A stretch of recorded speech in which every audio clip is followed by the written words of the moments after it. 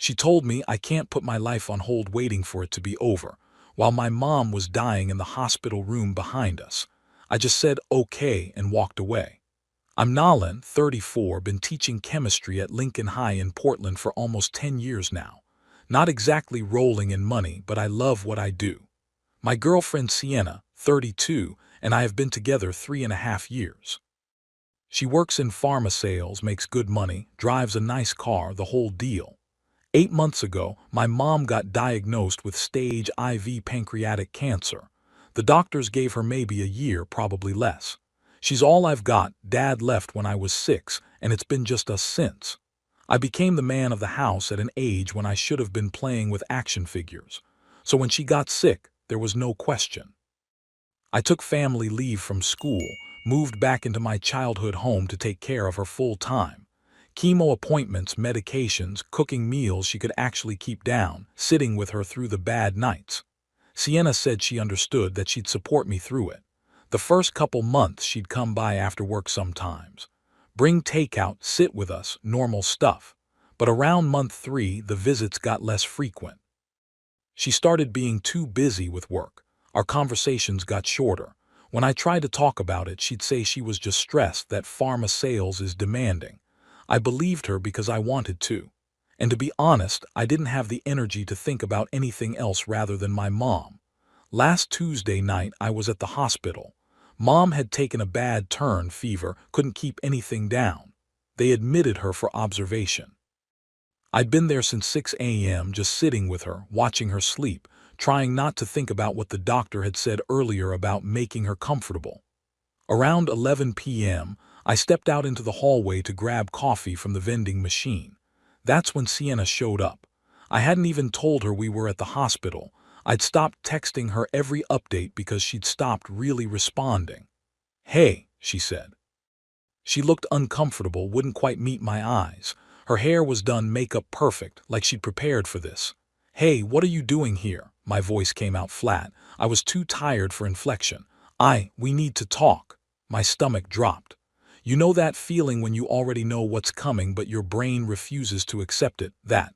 "Now here," I gestured toward my mom's room. Through the window I could see her sleeping, the monitors beeping steadily.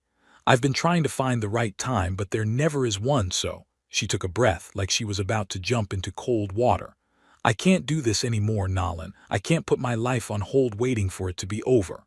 The fluorescent lights hummed above us. Somewhere down the hall, a nurse was laughing at something. Normal hospital sounds.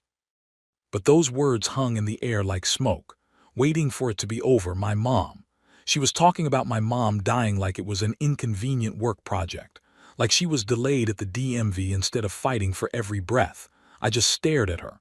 Part of me wanted to yell, to ask her what the hell was wrong with her, but mostly I just felt empty, like something had unplugged inside me. "Okay," I said. "Okay, that's it." "What do you want me to say, Sienna? You've clearly made up your mind. You came to a hospital where my mom is dying to break up with me. I don't think there's much left to discuss."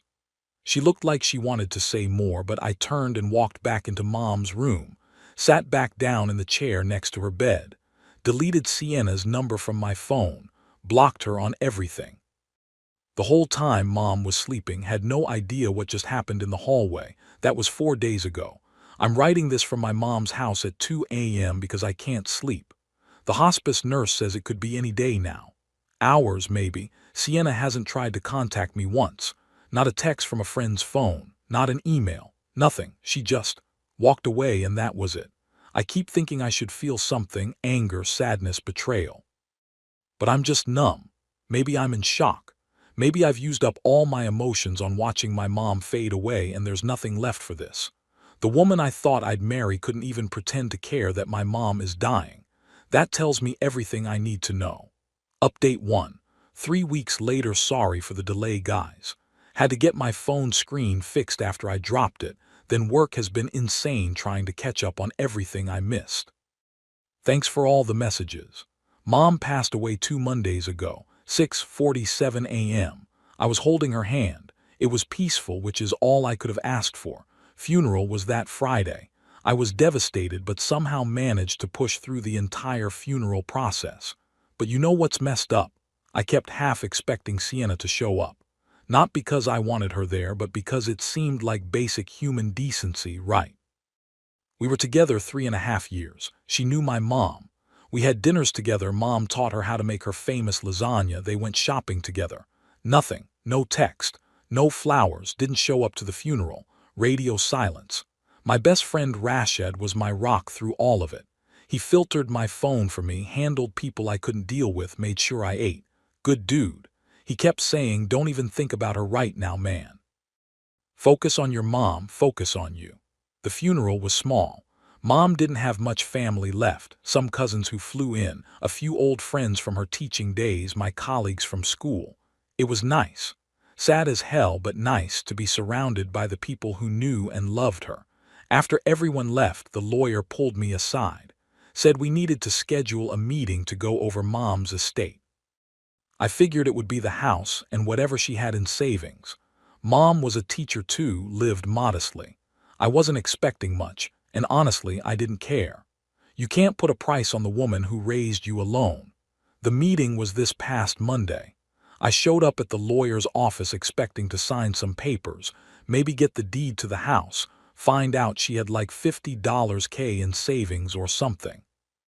What I got instead made me feel like I'd walked into someone else's life. $2.8 million in various accounts and investments. 28% equity stake in a tech company called TechVista Solutions. A board seat at said company. I literally asked the lawyer if he had the right person. He smiled and showed me all the documents. All legit. All mine. Turns out my Uncle James, my mom's older brother who died back in 2019, founded TechVista back in the 90s. I knew he had done well for himself, but I had no idea he was tech startup rich. When he died, he left everything to Mom. She never said a word, just kept teaching, kept living in the same house, kept driving her 2012 Honda. The lawyer said she told him she wanted me to build character and not rely on family money.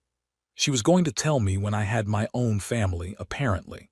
Cancer had other plans. I sat in that office for 2 hours just staring at papers.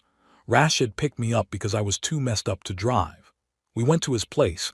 I drank half a bottle of whiskey, and he ordered pizza while I processed the fact that my entire understanding of my life had just shifted. Here's where it gets even weirder. 3 days after that meeting, so last Thursday, Rashid was scrolling Instagram and suddenly went quiet. That's never good. "Don't look at this," he said, which of course meant I had to look at it. It was a post from Madison, one of our mutual friends. Tagged location, Le Pigeon, this fancy-ass restaurant downtown I could never afford on a teacher's salary. The photo showed Sienna, Madison, and 2 guys I didn't recognize. Everyone dressed up, wine glasses, the whole scene. The caption, "When your girl finds her upgrade, at Sienna Pruitt at Brett Caldwell." I zoomed in on the guy tagged next to Sienna. Brett Caldwell, 36 according to his profile, VP of sales at some company. His bio listed his salary range, $185K plus dollars, photos of him at tech conferences, nice car, expensive watch. The photo was posted the day after my mom's funeral. Rashid was watching my face. "Bro, I'm so sorry." But somehow I didn't feel angry, I felt clarity. Like something that had been fuzzy for months suddenly came into focus. Sienna didn't leave because she couldn't handle my mom being sick or me not giving her enough attention. She left because she found someone better, someone with money and status, someone who wasn't a public school teacher taking care of his dying mother. The hospital timing wasn't cruel, it was convenient. She'd probably been seeing this Brett guy for weeks, maybe months. She just needed to wait for the right moment to trade up. I handed Rashid his phone back. "Block Madison. Block anyone who's friends with Sienna on social media. Done. And if she ever tries to contact me through you, tell her to fuck off. With pleasure." I went home that night and didn't think about Sienna once. I thought about my mom, about how she lived on a teacher's salary when she had millions in the bank because she wanted me to learn the value of hard work. About how she never told me about Uncle James's company because she wanted me to make my own way. And I thought about how Sienna showed her true colors at exactly the right time, before I knew about the money, before I knew about TechVista. Rashid texted me around midnight. "You good?" Me, yeah. For the first time in months, I actually am. But what I didn't tell him, what I couldn't tell anyone yet, was that when the lawyer was going over the Tech Vista paperwork, I saw the employee directory. And there, listed as Vice President of Sales, reporting directly to the CEO, was Brett Caldwell's name. The company I now own 28% of. The company where I have a board seat. The company where Sienna's new upgrade works. Small world, right? Update 2. 6 weeks later, life's been weird. Had to deal with a lot of legal stuff with the estate, and honestly, I've been in my head a lot. Wi-Fi was down for 3 days last week, which was probably a blessing because it forced me to actually think instead of doom scrolling. So, a lot has happened. First off, turns out Portland's not as big as you think when money's involved. Word got out somehow about the inheritance. Probably through the lawyer's office or the Tech Vista board, but suddenly people started knowing that Hayes inherited big from his uncle's tech company. You know how gossip works in professional circles. This reached Sienna about 2 weeks after my last update. I know this because that's when the messages started. Week 4, after Mom's funeral, my blocked phone started showing blocked contact attempted to call notifications. 7 times in one day. Then texts started coming through before I could block the new numbers. Nolan, I heard about your mom. I'm so sorry I wasn't there for you. Can we please talk? I made a mistake. All read, all ignored. I didn't respond to a single one. Madison tried calling Rashad. He picked up, listened for 30 seconds, then said Sienna needs to stop calling people trying to get to Nolan. It's pathetic. Lose my number. Then hung up. But here's what I learned from Rashad's girl Tasha, who works in tech recruiting. Brett also found out who I was. About a week after Sienna found out about the money, someone told Brett that Tech Vista's new board member, the one who inherited 28% of the company from the founder, was his girlfriend's ex-boyfriend. The same ex-boyfriend she probably cheated on and dumped while his mom was dying in the hospital. Tasha said she heard through the grapevine that Brett lost his shit. See, Tech Vista's been planning layoffs. They've got a board meeting coming up to vote on cutting 10% of staff. Brett's department is on the chopping block. And now the guy who literally broke up with his girlfriend 8 weeks ago owns a huge chunk of the company and has a say in whether Brett keeps his job. The text from Sienna got even more desperate. Please, Nolan. I know I hurt you. Can we just talk? I still care about you. I was scared and I ran. I'm sorry. Brett keeps asking about you. This is so awkward. Can you please just respond? All read at random times, sometimes immediately, sometimes hours later, sometimes days later. Never responded to any of them, not once. My first board meeting was week 6. They do them on Zoom. I kept my camera off, said I was sick. The CEO, Philip Torres, welcomed me, gave his condolences about Mom, and we got down to business. The layoff discussion came up. They wanted to cut 10% across sales and operations. Brett was in the meeting presenting the numbers. I could see his face on camera. He looked stressed as hell, kept glancing at the participant list where my name was. I asked some questions about the data. Suggested we table the decision until next month when we had more complete revenue projections. The CEO agreed. Meeting adjourned. I never acknowledged Brett's existence the entire call. Didn't say his name, didn't look at his camera window when he was talking. Just treated him like any other VP presenting numbers. Brett still looked like he was going to throw up the whole time. Week 7, Sienna started showing up at my mom's old house. I'd moved back to my apartment by then and was getting ready to sell it, but I'd go by to pack things up. She'd be sitting in her car outside. I'd see her go back to my car and leave. She'd follow for a few blocks, then give up. 15 texts a day, all read. 0 responses. Week 8, she sent a letter to my apartment. A real, handwritten letter. 5 pages about how she made a mistake, how she was scared, how she realizes now what really matters. There was a photo album with it, pictures of us from over the years. I donated the whole thing to Goodwill without opening the album. Didn't read past the first paragraph of the letter. She found out. She must have tracked the donation or something because I got a text. You donated our memories to Goodwill. You didn't even look at them. Read 11:34 p.m. No response. Week 9, she tried everything. LinkedIn message. Work email she somehow got. She even got her sister Kelsey to call me. I answered that one by accident. Nolan, please, Sienna's a mess. She knows she messed up. Can you at least talk to her?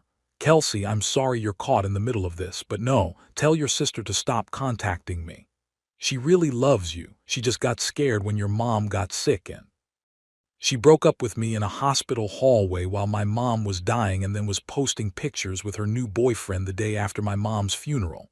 I don't care if she's scared or sorry. I'm done. Please don't call me again. I hung up, blocked her too. Week 10, Sienna showed up at Rashid's place. He texted me. She's at my door crying, want me to tell her to leave me. Tell her whatever you want. He called me 20 minutes later laughing.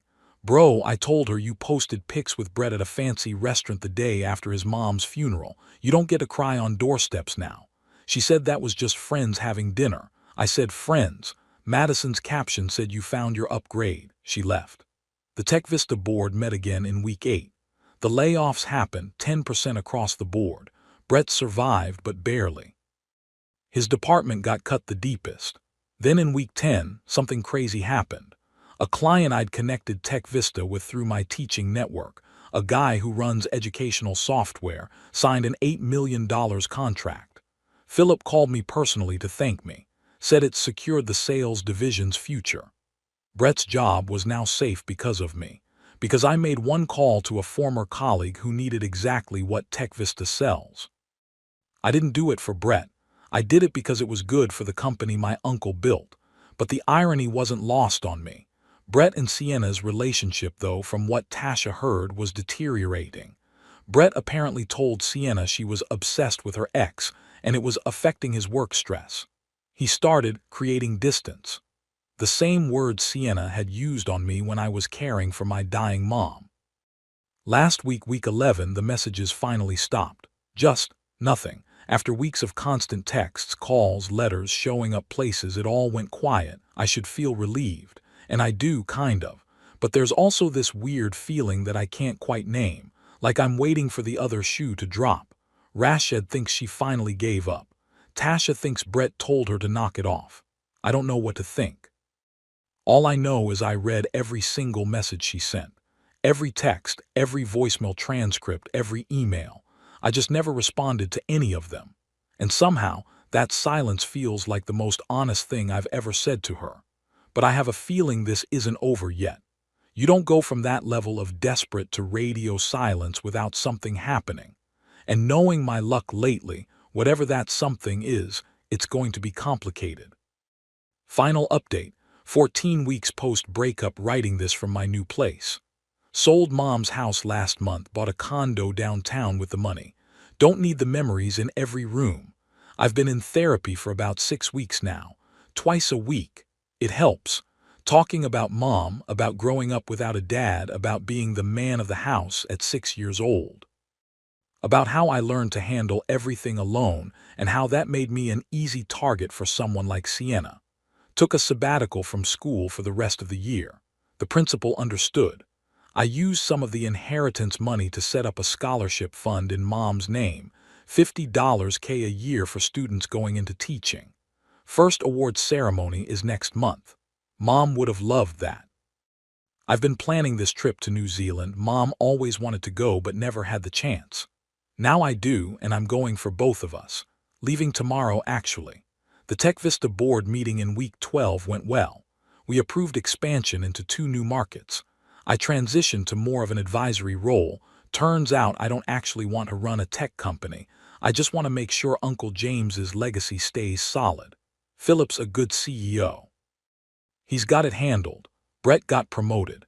VP of Sales to Senior VP, bigger salary, more responsibility. The $8M contract I helped land made him look good.